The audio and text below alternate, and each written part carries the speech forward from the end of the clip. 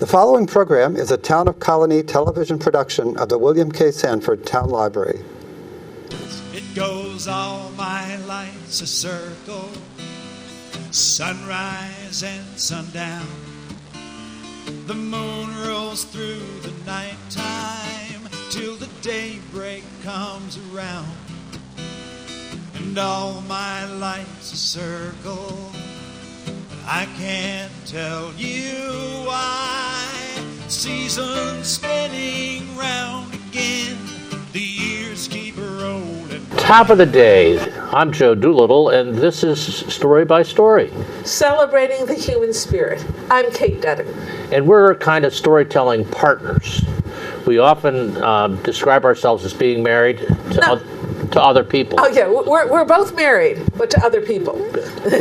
And, you know, I was thinking today, I was seeing how wonderful summertime is in upstate New York, and part of that, Kate, was our drive Sunday up to Lake George to hear you do your program at Weowaka. I was, you know, when you drive into the Weowaka, which is a retreat for women that was started in the 1890s by the socialites of the world, the Trasks and the Peabodys and the Cluets, for working women. But it's just like going back in time. I felt like that wandering guy that found Brigadoon, and it was just delightful. And the fellowship was super, but your stories, I mean, you brought Georgia O'Keeffe to life. I told two stories. One about her paintings, but using her own words. She published a book 10 years before she died in her 80s, and one page was a reproduction of a piece of art of hers, and the other was her commentary on it. So, and in the introduction, she said, I wrote this book because so many odd things have been written about my works. I thought it was really remarkable, and I was talking with Gay's my wife, my real wife, not Kate, but it was really like a good reinforcement for one of the adages of storytelling. We remember moments, we don't remember days, and each one of those paintings she described, it was the moment that she drilled it down. You know, the renovation is going on here at the Colonie Town Library, so any odd noises you hear in the background, just ignore. But each one was a very precise moment that you built on in bringing her to us as the audience. It was just great, just great. And then you had the rush of the water outside on the rocks. It was really... Yes. And the second story is a brand new one about my visiting her home at Abiquiu. It was her second home, within 15 miles of the first home in New Mexico, but it had a garden. And it also had a view. Yeah. And a lot of the information in that story I got from a cookbook that her companion near the end of her life had written. She said, I met Georgia O'Keeffe when she was 90 and I was 24, and she taught me how to cook delicious yet simple meals with fresh ingredients. But she had these little commentaries above the recipes, which I poured over. And what was the line? Because a lot of her paintings from this house feature this mountain, and I can't remember the name of the mountain. Well, it's from their other house. It's Perdonal. And her line about this mountain was that God promised me that if I painted it enough, He would give it to me. And there you are. Isn't that a wonderful thought? And you know, it makes you want to go to New Mexico and be present in those places, because they are spiritual places. Yeah, that mountain, it's a flat top mountain, and it's sacred to two native peoples in the area. It's part of their creation story. So, and she also said, what I will miss when I die is not being in the world anymore and seeing the beauty in it. But maybe if the Indians are right, maybe my spirit will still be here. Wow. So she had her ashes scattered on Perdinal. Yeah. And that area of the country is now known as Georgia O'Keeffe country. Okay. And so maybe she was right. God did give her the mountain, and her spirit is still there. Well, it was, That's obviously the end of the story. and we got to the story by remarking how beautiful our part of the world was. We were talking about New Mexico, but we walk on the shores of Lake George. The drive up the Northway. I mean, we go up and down the Northway so often, we take it for granted. And I want to give you a little trick I'm trying this summer. I'm trying to find my top 10 spots on the Northway in terms of views or presences. And the first one I've identified is the bridge going over the Hudson south of Glens Falls. Because I love the water and I love the feeling of going over there because I'm that much closer to where I'm going. And I know it because I've crossed that river. So try that because it will take the routineness out of a trip that we should really cherish because it's so pretty. Well, I like that. And when you said Northwood, that was what I thought of first. Oh, really? That I grew up in southern Connecticut, and the part of the Hudson that I was familiar with was the part where the Tappan Zee Bridge is. And it's a really wide section. Right. And in Albany, it's sizable, but not so big. Up there, it's like I could swim across. Yeah, I could float across. I mean, it's not a hop, skip, and a Well, I have a deeper spirit than you. I could probably walk across. Oh, I'm okay, sorry. okay. That was a tall tale. But that, and I also think when I go over it, it's narrowing because we're getting near its source, Right. up in the Adirondacks. So beauty and place and spirit can come together in a story, and they can be built out of memories. And memories are important because they're that moment again. And often we see memories differently, but they're still there. Now, our guest storyteller has built a lot of her storytelling career about memories, about how to bring them out of yourself, how to share them with a listener. And we're really pleased to have Marni Gillard with us, aren't we? Once again, yes. Once again. Marni Gillard, welcome to our presence, our story by story. Story by story. I have such admiration for the both of you to keep it going so well and for all that you do for the Capital Region Storytellers. It's the amount of rehearsal we do. We asked Marni, is there just one question that started off the conversation? She did, she told us. And that was a 5-second rehearsal. Well, yeah. Sometimes we think it through, but often we build. Marni thought it through. Marni's thought it through. Yes. Well, at least one of us has to, Kate. Yes. No, I've learned a lot by being around Marni. I've learned about enthusiasm. I've learned about sharing the spirit of the world in life. She's touched a number of storytellers and people. First of all, as a teacher. Second of all, as a whole circle of friends. She organizes a retreat every summer coming up at Pyramid Lake up in the Adirondacks, speaking of trips up the Northway. And it's been a remarkable ride. I wonder how, I've never asked her this question, I mean, ask her the question, will you? How did you become a storyteller, Marni, and a story teacher? Well, I actually probably have to trace it all the way back to childhood. Not so much that we had stories told a lot in our family. I regret not understanding about storytelling and asking all the people in your home, to tell you stories. Exactly. But my grandfather was an Irish American, born in America, although his mother came from Ireland. And he would stand at the piano because his children were all singers, and all the grandchildren had learned to be singers. And he would stand at the piano and say, tell the story, meaning feel the words, feel what it is you're singing about. Don't just sing the words and think about the notes. Enter the story. Well, years passed, and I was a school teacher, and I loved reading aloud. I really loved reading aloud and getting children to learn how to hold a book and be able to look up and read with expression. So that was a goal every single year. And then his fellow teacher, Owen South, who was also a wonderful storyteller, said to me, Marni, you've got to find storytelling. And I said, what's storytelling? And it just happened that very soon after that conversation, Oneonta State, the college at Oneonta, was doing a day-long workshop with a keynote by Janine Laverty and workshops all day long on different aspects of storytelling. And then she did a concert at night. And as I drove home from that day, I knew my life had changed. My life had changed. I was going to turn my read aloud unit into a storytelling unit starting Monday. Starting Monday.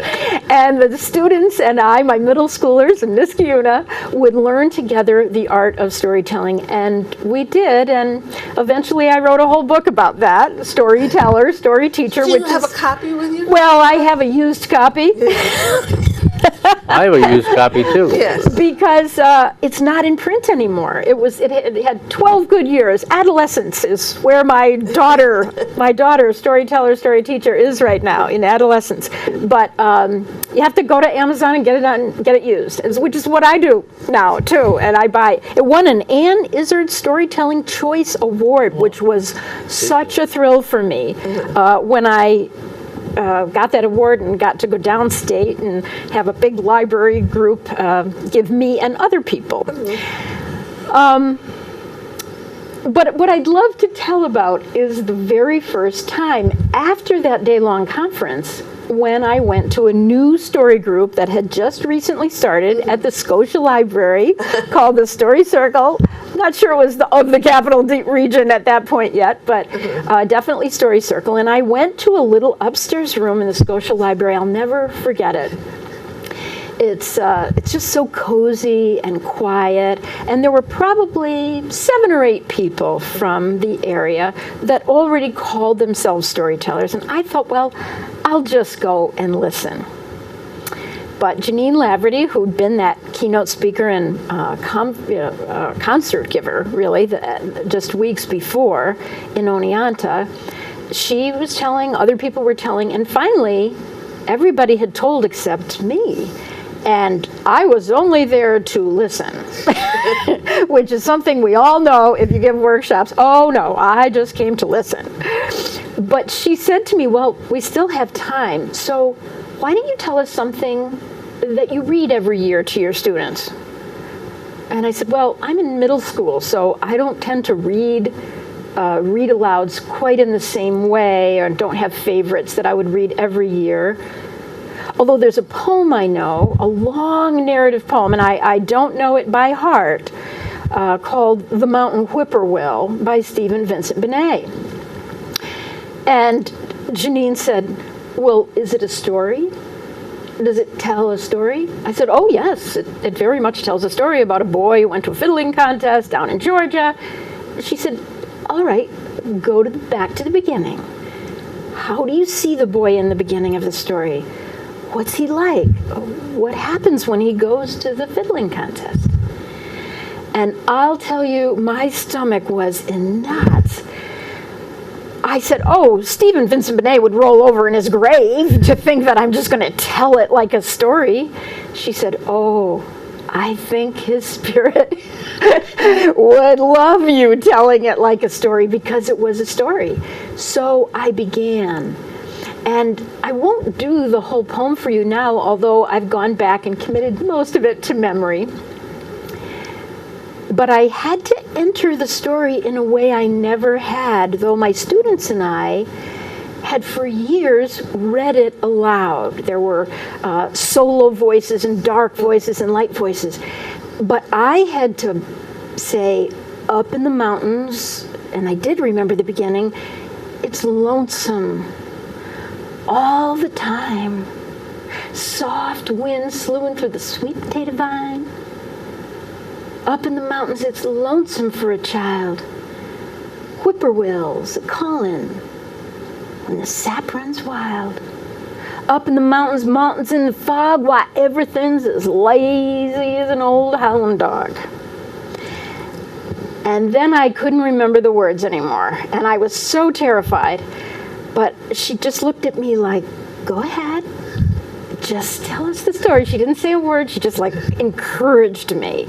And that kind of encouragement has stayed with me and stayed with the way I teach storytelling the rest of my life.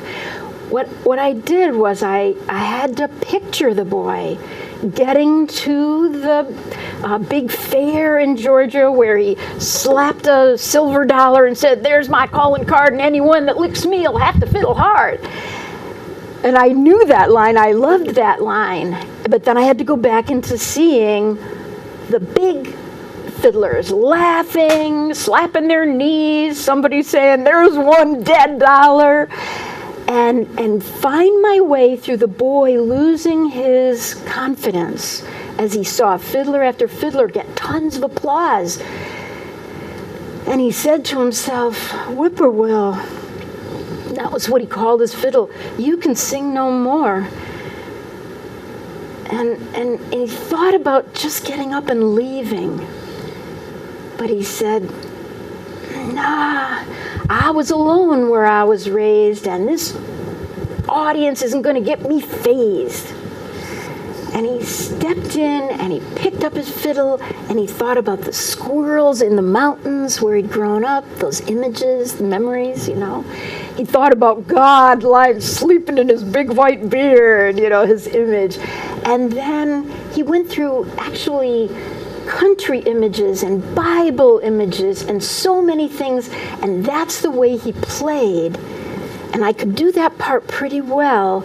And finally at the end, when he stopped strumming, there wasn't a sound. I thought, I fiddled all night and lost. You're a good hillbilly, but you've been bossed. So the boy went to congratulate Old Man Dan, the best of the fiddlers, and he put his fiddle into the boy's hand. And then the noise of the crowd began. And that's the way Stephen Vincent Benet finishes the poem. And I learned, oh my gosh, I got all the way through that story. And you still, and I knew it from doing it with the kids, you have to stop for a minute because the audience is also in awe listening to the story. And then they kind of come out of that trance and are ready to applaud. Mm-hmm. And it taught me you have to enter the story. You have to get in there. You have to feel it, face it, whatever's in there, and face how much of it in some ways about yourself. I'd grown up with a lot of competition. and I learned that poem in the 9th grade and thought, I think this is a stupid poem because I was in a little drama class, and I was like a Southern boy. What's it have nothing to do with me?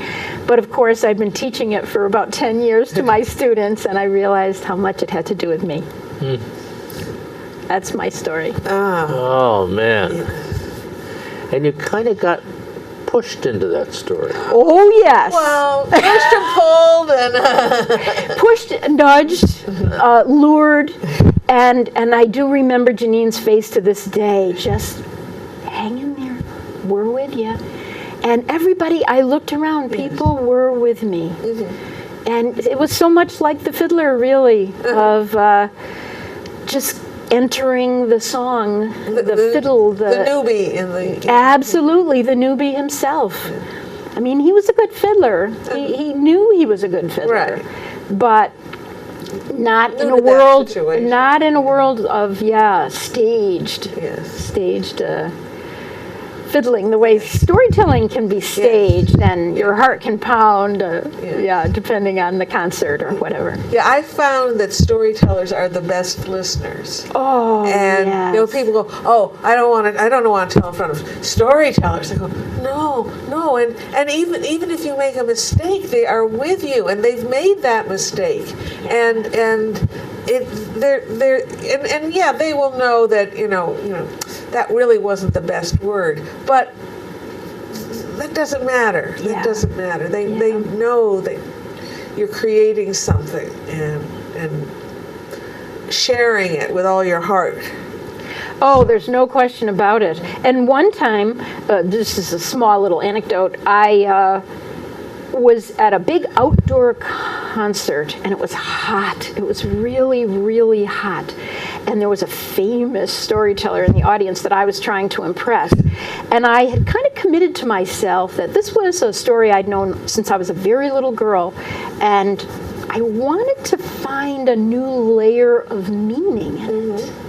And I knew there were layers in there because women would come up and say, you know what that story's about for me, or what that story's about for me. And I thought it was a little girl's story, but it's really a woman's story in many ways, called The Star Dipper. And I let myself go into the story in a deeper way because the woman was there. And then I saw something in the story that I'd never seen before. And because it was such a hot day, when she dipped the dipper into the spring to fill it with water, instead of just starting home to give it to drink to her mother, she poured it over her own head. And in the storytelling, I did that, and I felt the coolness of invisible water. And I knew, you have to feed yourself well in order to feed the world, so to speak. And that insight came to me that day. Oof, that was exciting. I never did talk to the famous storyteller afterwards, thinking she might give me great praise, you know how we are. I think she was gone by that time or something. It was just an all-day thing. So, but it was, you learn so many things through storytelling. Yeah, that's for sure. That's for sure. And in case you're interested out there, Story Circle still has monthly meetings. I can never remember until I look at my calendar, but it's the third Tuesday on the odd months and the third Wednesday on the even months. This isn't an intelligence test. It's more because some people do something every Tuesday night and some people do something every Wednesday night. So that's why it's started. But it's on the website, and there'll be a slide of coming attractions as to when it is in August. So if you're interested in coming to listen or to be a new storyteller, or to see if you're a new storyteller, we'd love to see you at those sessions. They're fun, and they're interesting, and we all learn something, and we all have a very good time. The only rule is no reading. That you can come with, I have this idea, and I don't know what to do with it. It can be that way, or it can be, this is a story I've told a lot, but not recently, and I need to warm it up because I'm going to be telling it at a performance. So anywhere in between those two extremes of a story under development is welcome. And you can get feedback, you can get no feedback. It's up to you. We try to be extremely kind. We know it's like, your story is like a new baby, and new babies, they often have little rashes, or their head might be a little lumpy because they just come through a small space. Well, there's a moment to remember right there. We'll come back to Marni. It's summertime, and we've got some storytelling going on, and we'll have some storytelling going on in the fall. But, Kate, why don't you kind of tell us what's going on and people might want to take a little advantage of? Well, my first slide is what's not going on. There are 4 storytelling series that take the summer off. First Tuesday's Tales and Stuff in the Stockade in Schenectady. The Saratoga Storytelling Open Mic, which will be every 4th Wednesday of the month at Cafe Lena. It's going to be there, except for December, because the 4th Sunday happens to be Christmas. And Fourth Wednesday, yeah. Fourth Wednesday of the month. So it's always going to be there, and we'll be doing 3 special programs at where we used to be half the time. Over at the Wesley. Oh, that's great. That's great, because that was a good thing to do. Right. Great. We have sort of a captive audience. Well, they have to get to the room where we're telling, but nonetheless. And then Shawnee evenings at the Irish American Heritage Museum. That'll also be back in September, and the Interfaith Story Circle program will be back in September. Wow. But something that only comes See you in September. But speaking of Weowaka, Marni will be at Weowaka on Tuesday, August 7th from 9 to noon, mining the gold of your memories. And you can see the number on the slide there of where you can call to make a reservation. So if and you don't have to be wanting to be a professional storyteller you might want to be if you're a grandparent, just coming up with things to share with your grandchildren. That would be a true blessing. There's that gap in the chain of a family is a very nice one, a special one that is quite different than parent and child. A very wonderful storyteller, Odds Bodkin. I saw him once. I was so excited. I said, "Oh, my family listens to your tapes whenever we're driving on vacation." And he said, "My boys won't let me do that." You really, it's hard to get a lot of appreciation from your own child, but your grandchild, oh, that's something else. So, or wherever you are in your life cycle, mining the gold of your memories is well worth your time. I've studied with Marni, and she's just as wonderful as a teacher as she appears here. This is Marni that you're seeing. This is not Marni on stage or on TV. So, highly recommend that. Then, there's also a series that only happens in the summertime. Not just for kids, at Schoharie Crossing in Fort Hunter, New York, just west of Amsterdam, Sundays at 6 p.m. And that's a great place to come a little early and bring a picnic. And there are two spots within the historic site that are just perfect for picnics. One right at the storytelling spot, one up near an old lock. And it's the best kept secret in the Capital District, I think. So I encourage you to try that one out. And they have some wonderful people coming in August and in September. Jennifer Monroe is from the Connecticut, Massachusetts area. Andy Orphan Irwin is from Georgia. And he is remarkable. He tells very funny stories. He's created a character ant. But they're funny, but there's usually a moment where the story turns and you realize there's a lot of heart in that story too.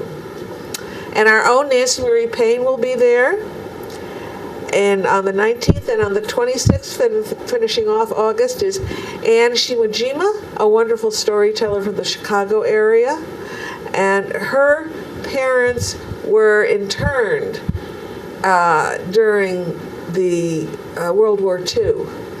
And they didn't talk about it. That's where they met. All her father said was, well, if we hadn't been interned, we never would have met. But she has mined those stories. And she's a delightful person, too. And then ending off is our own Claire Nolan, who will be our guest next month. Oh, that's right.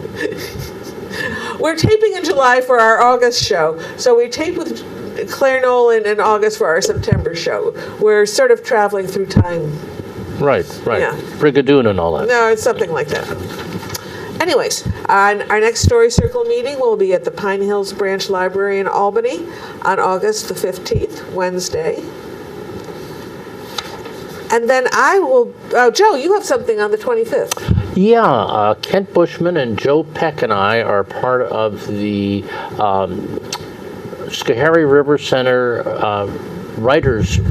Creative Writers Retreat, and it's a feature on stories of the watershed. And the Schoharie River Center is a not-for-profit organization that works with youth and gets them involved in monitoring about 20 of the rivers. They actually have a contract with NCON, and this is a fundraiser. And we'll be telling stories from 1 o'clock on Saturday till about 2:30, and it's going to be a lot of other things going on there. So go to the website, pick up that idea, and Burtonville, New York is Brigadoon in New York.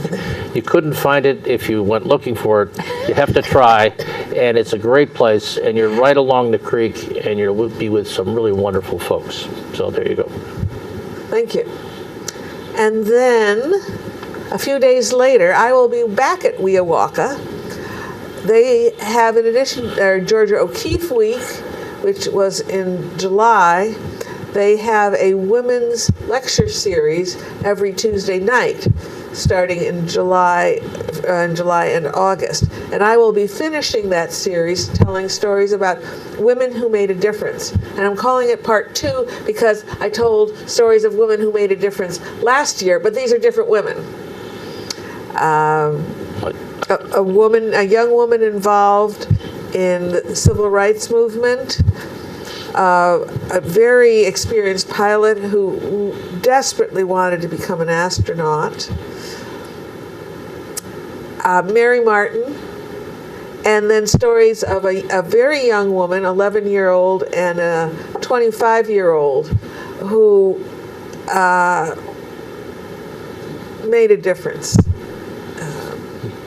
One of them helped strangers.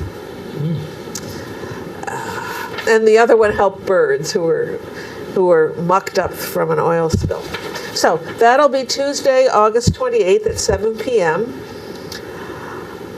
You can just come for the talk, and that has a small fee. You can come for dinner, and that also, of course, has a fee. We had a wonderful dinner. We had a great dinner. I would come for dinner, man. Yes. They know how to do things right up there. Chicken enchiladas, rice with beans, cooked corn and squash, and then lemon squares. Lemon squares for dessert. And I mango was sherbet. Sweet tea, lemonade, and water. And it's right on the east bank of Lake George, just like a mile and a half out. But unlike the west side, which is crammed with businesses and restaurants, and this they have this whole long section of shore. It's just beautiful. The boats do go by, whoa, and sometimes you can hear the calliope, and there's people hang gliding, but they don't make a lot of noise, and there aren't a lot of speedboats. So, just to now get your calendars out. Write down our 12th season at Proctor's in Schenectady. Here are it will be September, October, January, February, and March. Mavericks, Irresistible, Starting Over, Inside Out, and Shenanigans. And then our celebration topic on November 18th is Sparks. And a call for stories is going to be coming out shortly on that morning. So that's all I have, but if you can't make it to any of these performances, we are as close as your computer, that we have over 200 stories that you can listen and watch on demand if you go to storycircle@proctors.org and click on YouTube. And in fact, your Star Dipper story, Marni, is available there. Yes. That's right. That's right. So I should maybe mention that on your slide. Kate, can I say one other thing about your Weowaka performance? Well, you just want to say Weowaka again because it's such I a love to wonderful say word Weowaka, to say. yeah. I was listening to you and watching the slides, and I said to myself, boy, this performance is a long way from guerrilla storytelling. You want to tell us what guerrilla storytelling is?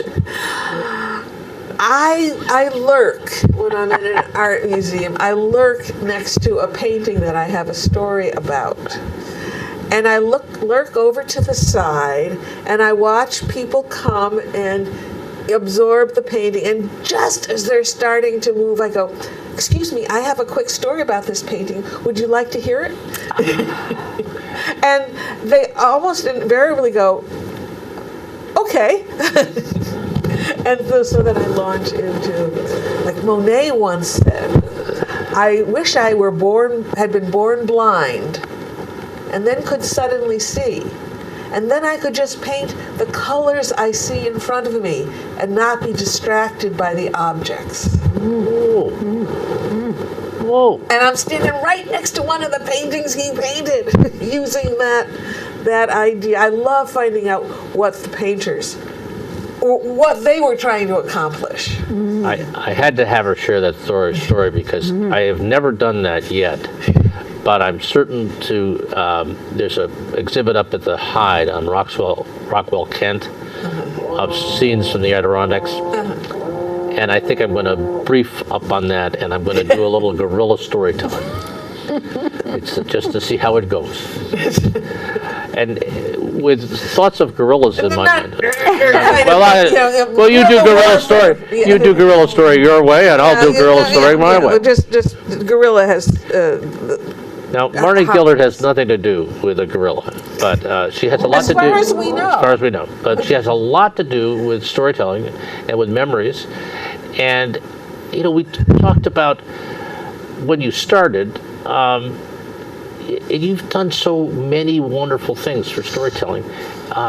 Is there a point of reference where you actually began to feel kind of where you weren't ever frightened to tell a story, or really were confident, or?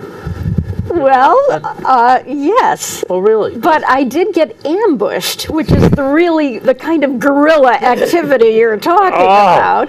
I did get ambushed once to tell a story that I had no intention really of telling, and here's the way that goes. It's also another story about learning about the art of storytelling. To me, these are process stories, the way your guerrilla stories are. These are reflecting on how we learn to be the storytellers we become. And storytellers come in many sizes, shapes, and styles. When you were discussing, somebody can be so funny and then have a way of turning a story to touch your heart. Mm-hmm. Well, after I had had that experience and done some storytelling at the Story Circle, I actually did have a one little fun job at a church bazaar, and they were paying me $25, and I thought I was the richest person in the world. I get to do this and get paid, but that had a lot of noises in the background. Oh my gosh, the kind of like today wheel. with the dental drill. Yes, How big is that tooth anyway, do you think? But it was a great learning experience. But then I heard that there was a week-long retreat for people in storytelling, and that a very well-known storyteller, Jay O'Callahan, would be the keynote teller and workshop giver all week long. And I wanted to get to know Jay O'Callahan. I'd seen him a little bit, and I'd heard about him from my friend Doug Lipman, who was his friend, and they kind of co-coached each other, and I was interested in that process. And it was in Rochester, New York, offered by a man named Rafe Martin, who's both a storyteller and a very established children's book writer, and I wanted to go. So I packed up my little boy, who was probably about 8 years old at the time, and my sister lived in Rochester, so she would babysit him, but we wanted to be sure that they could come over and see the performances, and we got permission for that, and that was fine. Well, during that week, there were lots of workshops, and you often get a prompt, just a short little prompt to start a story, and they'll say, turn to a partner, and the prompt was, what's the first time you made any money that you thought was a lot of money? A lot of money?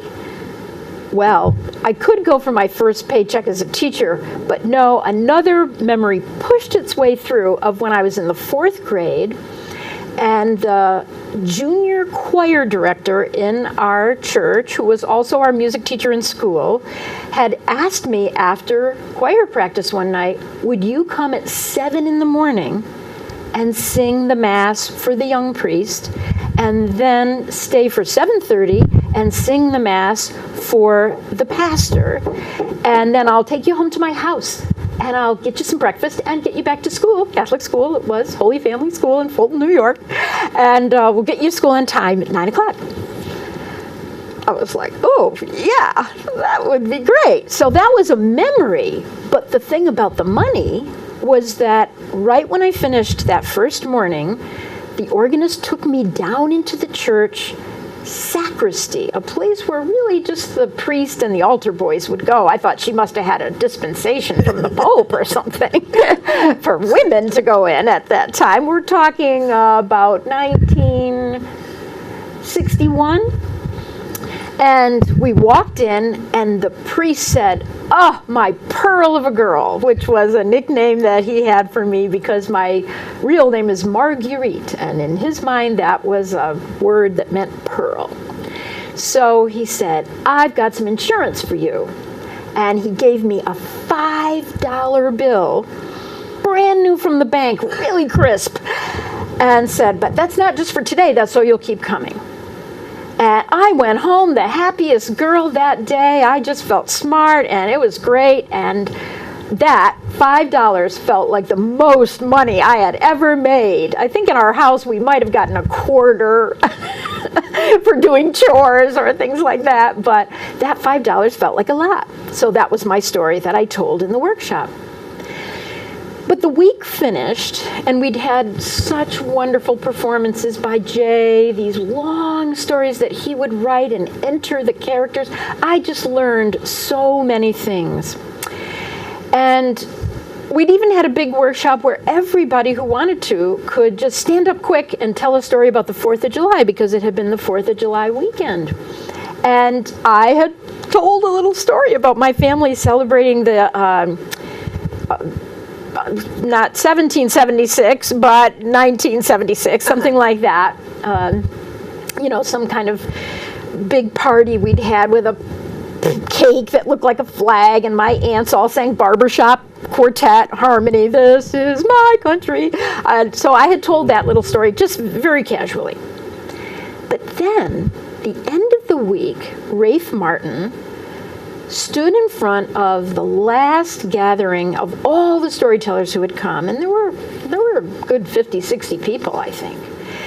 And he said, "This is a story swap, a final story swap, but I'm challenging people not to tell a story that you're really good at, a story you think is, yeah, this is my best story." Because that's sort of showing off, and there's nothing wrong with that, but to learn, you want to push yourself ahead, push yourself forward. So I challenge you to tell a story that came up in you this week and see what it's like to tell it again in front of a fabulous listening audience. Storytellers are a really good listening audience, as you said before, Kate. And I had no intention of being there and saying, "Oh, I've got one." I just sat there waiting for somebody to say, "I'll go first." But my 10-year-old was sitting next to me, or 8, whatever he was, Brian. He took my hand, raised it in the air, and said, "My mom will." You gotta love a kid like that. There was no turning back after that point.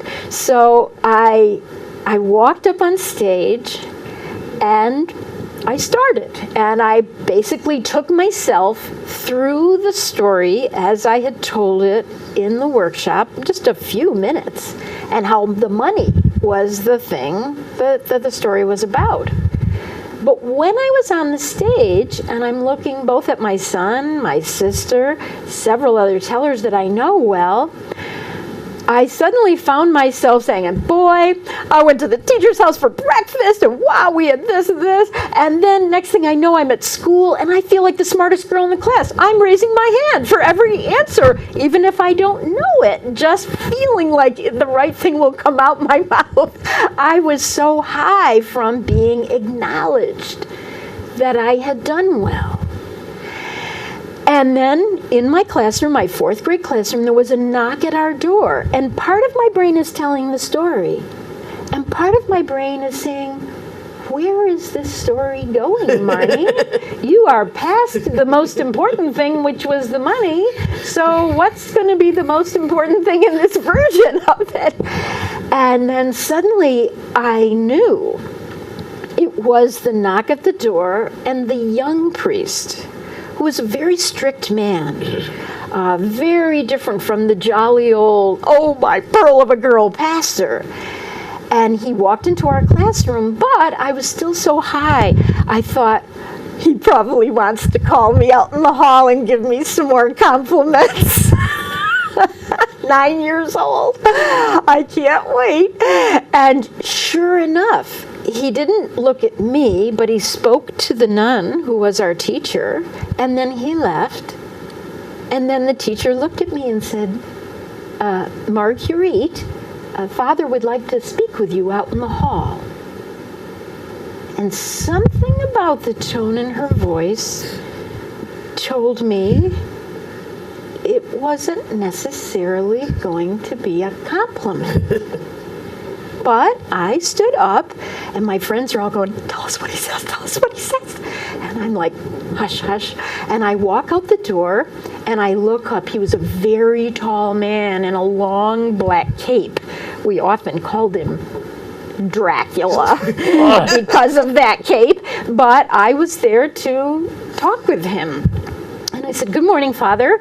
And he looked down and said, Marguerite, you did well for a little girl this morning, but, and he paused, and I knew he was trying to find out another way to say, you didn't do well.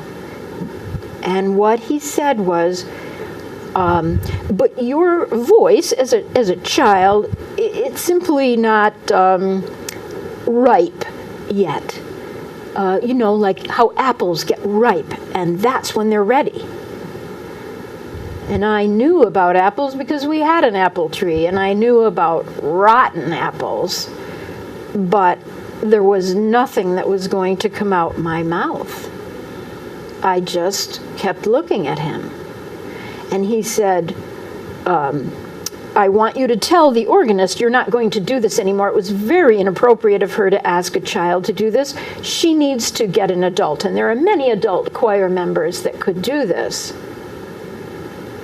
And all I knew how to say was, yes, Father. And I walked inside the classroom, and I sat down, and I didn't want to tell anybody about what he'd said. Now, at that point in telling the story, I knew I couldn't leave my audience sunk. I looked around, and everybody was sad and mad. And my sister had tears streaming down her face. And I realized she's not crying about me. She's crying about herself.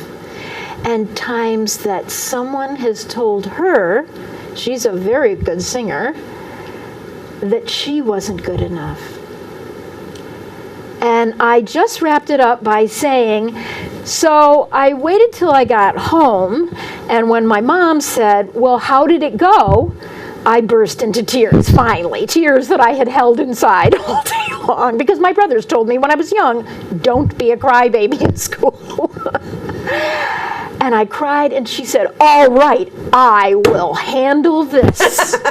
And it was like my mother was a bear, a mother bear. And she never told me how she fixed it, but she did. And after that, I was pretty soon singing every day. And I got to sing at weddings and funerals. And you make a lot of money when you do that. And that's the way I ended the story that day. And learned, wow, a lot about the art of storytelling. Whoa! When your son throws you into the lake, Right. you can come out, spouting. Just as a little That was aside, fun. when we do this, we're actually applauding. This is a convention of the Interfaith Story Circle to give a positive response to a teller without breaking the mood. And what a mood. That was amazing. And you were 9. And I was 9. It was a life-changing moment, really, at 9. But only in adulthood have I mined the gold of all that first experience being called to be a performer, being paid by one person, and just hours later being told by another person that I wasn't appropriate in being a child. And to this day, I love that. I call it the story of the young priest, and there's more to that story. I made a CD many, many years ago. It's the only CD I've made about life moments in my girlhood, and I call it Without a Splash, diving into childhood memories, because that's the perfectionist thing that many children, me included, got raised in, with, being the best. And it's a tough thing, perfectionism. It kind of haunts us even in adulthood. Yes. I can't get over Father Dracula. Father Dracula. Telling you to tell the organist how Yes. inappropriate that was. Oh yes, I've mined that memory many times. I'm going, if he had a problem with the organist, he should have gone to the organist and not dumped on this little girl. Jeez. Very, very. Well, the organist would have hit him upside of the head. Well, that's great. Actually, years later, I got to visit the nuns who raised me in that Catholic school. They live in a big mother house down in Sparkill, New York. We always thought it was Sparkle. And I told them the long story, and also it's a nice ending that I resolved some things with the priest 4 years later when I'm in 8th grade, and I'm much more mature. The young Yes, Father the young Dracula. priest. Yes, we just call him the young priest. Oh, I'm the okay, pastor. okay, Yeah, and the nuns said, "Oh, we taught him a lot of lessons. That young priest. We grew him up in the years that he was under our tutelage." And I loved that. I loved that they too saw the perfectionist in him that sadly some young adults get, especially in a training like to be a priest. Yeah. So, I mean, we grew him up. I got the feeling, I don't know if you've ever seen the play Doubt. Oh, yes. And the nuns were very much under the control of the priest. Right. But they were Watching working out away for the young one, and so we grew him up. Yeah, we did our best from where we were to slap him into shape. No. And then you're saying $5 was so much money. Now, we're very close in age, and I saved my Barbie. Did you have a Barbie doll?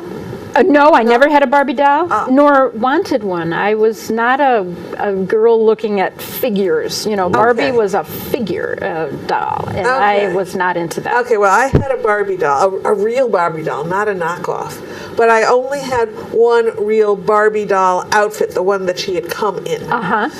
You can't buy naked Barbie dolls. I'm over my head with this conversation. But I got a lot of knockoff clothing that fit Barbie, and I made the first sweater I made was for Barbie, which was because she's not very big. Sure. Yes, she was not my shape at all. Well, I wasn't looking at. I was much younger, so the shape. She was just a doll. I had little girl dolls, and I had Barbie. Anyways, but I saved Barbie, and I had a little trunk that she fit in and all of her things, and my young cousin Leanne. My mother would get that out of the closet, and Leanne would play with that when she came to visit. And I still have it. Barbie's up in the attic, and if little girls come, I bring her out. Well, one of the things I saved was the catalog, the clothing catalog, and you could see all the different outfits. And the last page was, of course, the bride's bride's dress, and it cost $5, and that was completely beyond my family's capability of buying. That it was I didn't even bring it up. That was $5 was a lot of money when we were kids. Yeah. That it was like, My father was a purchasing agent, and we were nice, middle class. We had a house, it had a small yard, One car, you didn't have two cars, my goodness, no. One TV, rabbit ears. Anyways. When I tell the story, I do refer to children sitting in front of me that in those days you could buy an ice cream cone for 10 cents and a really big one for 12 cents. And you go to the movies for a quarter. Unless it was a special Disney movie, and then maybe it was 50 cents.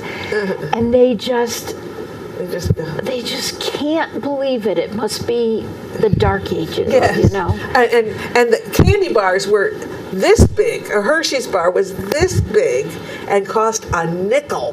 Right. It was like fun size. That didn't exist. That's what you got on Halloween. The nickel Hershey bars. Well, we have just the 3 minutes left to wrap up today's program. Wow. It went quickly. I do have a Barbie doll story. I didn't know this about Joe. This is a story that's actually true. My son and his wife, Christine, were home for the 20th anniversary of the Niskuna High School class that Ben graduated in. And my granddaughter, Ellie, was about 4. And she's playing with a Barbie doll at the top of our stairs in the house. Race ranch, go downstairs to go out the door. And Christine, my daughter-in-law, came down the hall, and she was looking like the nines. I gotta tell you, she is a very attractive person. And when she was dressed up, and her daughter looked up at her, and she looked at the Barbie doll, and she said, Mommy, you look just like Barbie. And Christine beamed, and Gay and I just went, and Ellie was right. She looked just like Barbie.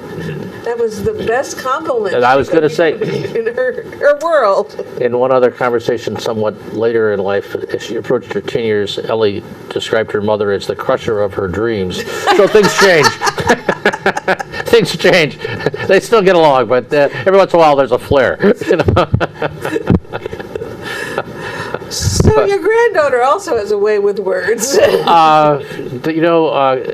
Grandchildren, children in general, but grandchildren particularly, are a fountain of material for storytelling.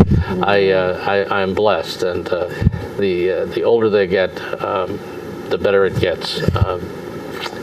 And sometime I'll tell the story of my bonus grandchildren, which is relationships Gay and I have acquired with kind of extended family. And that even amplifies some of the harvest of stories. So there's all sorts of ways to weave this storytelling thing into your life. And if you do it with intention, it's even better than the casual way we tend to do it. So we encouraged intentionality. But we appreciate the stories. Yes. And we appreciate Marni being here to share her tales and her wisdom and her joyous smile. And you, old gorilla storyteller, we've had fun today. We hope that you'll tune in again and come to some of those events. Yes. And do we have a benediction story? I have a little poem that I learned at that first workshop. We only have 10 seconds. Oh, 10 seconds. It's not 10 seconds. 10 No. seconds. So we thank you for coming. We hope you'll come again. Much good cheer. It goes all my life's a circle, sunrise and sundown. The moon rolls through the nighttime till the daybreak comes around. And all my life's a circle, but I can't tell you why. Seasons spinning round again, the years keep rolling